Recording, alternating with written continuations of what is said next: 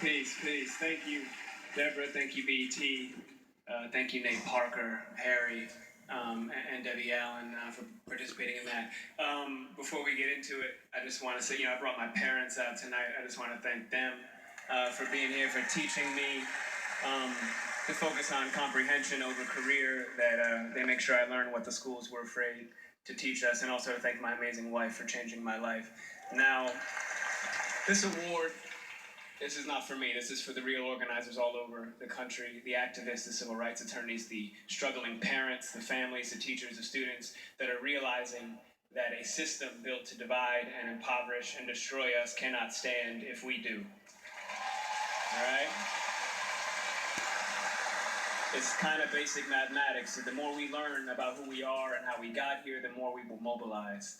Now, this is also in particular for the Black women, in particular, who have spent their lifetimes dedicated to nurturing everyone before themselves.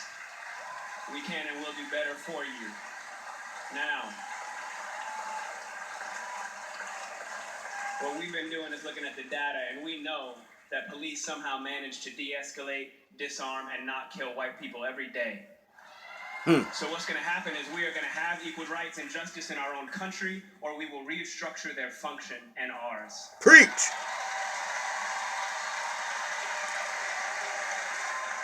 Now,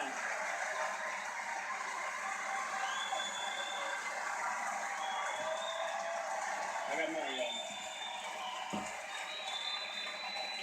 Yesterday would have been young Tamir Rice's 14th birthday.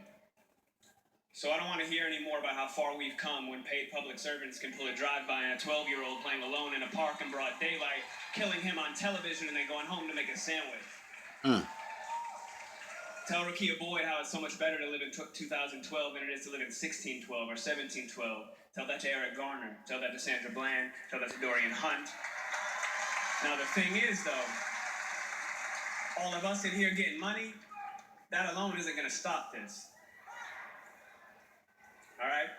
Now, dedicating our lives to getting money just to give it right back for someone's brand on our body, when we spent centuries praying with brands on our bodies, and now we pray to get paid for brands on our bodies.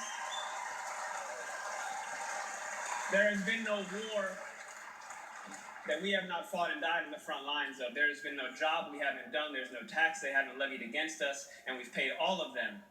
But freedom is somehow always conditional here. You're free, they keep telling us. But she would have been alive if she hadn't acted so free. Now, freedom is always coming in the hereafter. But you know what, though? The hereafter is a hustle. We want it now. And let's get a couple things straight. Just a little side note. The burden of the brutalized is not to comfort the bystander.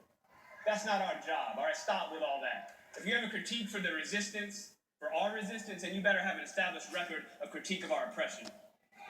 If you have no interest in equal rights for Black people, then do not make suggestions to those who do. Sit down.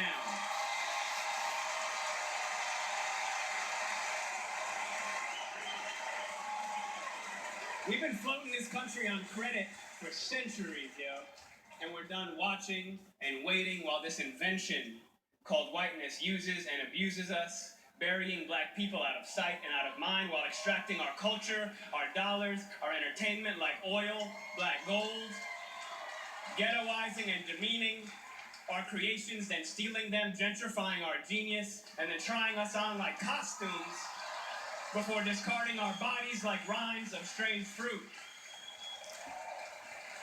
The thing is that just because we're magic doesn't mean we're not real. Thank you.